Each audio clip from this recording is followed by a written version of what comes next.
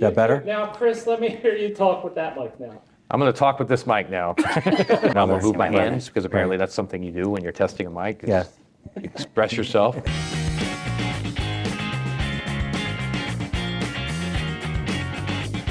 Podcast. We're amazing at this. Banter. We should just do podcasts. I'll jump in on that one. Like from an environmental, we say environmental insurance, but I think it's often one of the challenges that we have is articulating that we're not necessarily selling environmental insurance, right? We are selling insurance to the environmental sector. Mm-hmm. There is a thing that is environmental insurance, and we sell that, and it's a product that we have, right? But I think the uniqueness of Berkeley and the way we've kind of turned the insurance segment on its side is that, you can come to a single underwriter and, for your environmental company, whatever that might be that it does, have most of your needs, not property, but most of your needs served, right? Some people don't realize that because they know of the product environmental, pollution insurance, right? So. Right. Yeah, no, I agree with you, Justin. It's more of a practice than it is a type of insurance. It's a discipline and an expertise. Yep. They come in and they buy the standard lines of insurance that they have to have. But in addition to that, we understand companies that face environmental risks better than the standard insurance market. And so I was working with an underwriter today, and we were going through the radioactive matter exclusion, which is standard and typical in ISO language, and explaining to them how our policy is different. They had that exposure and why they should move from the standard market to us. So it's, those kinds of things.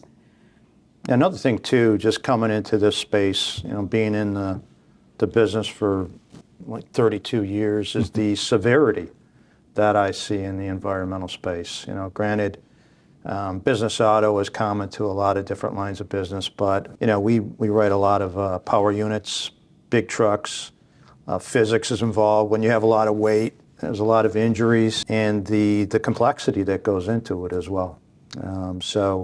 I find that there's a lot to learn in environmental insurance, and also a lot of the claims are different, which makes them very, very interesting. Yeah, I think folks don't really realize how pervasive it is now, right? Because, when 20 years ago in the business, there was a handful of people doing it, and now, there are dozens of folks doing it. So it's like medical malpractice or D&O, it's just like another specialty, right? And it's kind of come to where it's not as unique as it used to be. And I think the way we do it, especially for the environmental services folks, creates a lot more value than you're just buying one thing, right?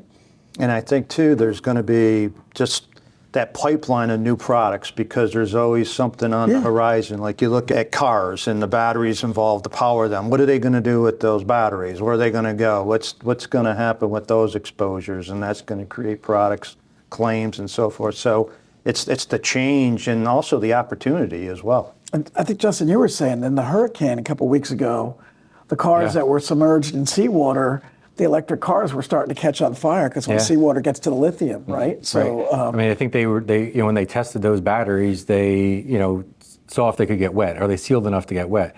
But I think the pressure, from diving, right? So if they're submerged at a greater depth for a longer period of time, they eventually find a crack. And to Ken's point, once that water hits the lithium, it just burns. It is not a good thing. No. Yeah.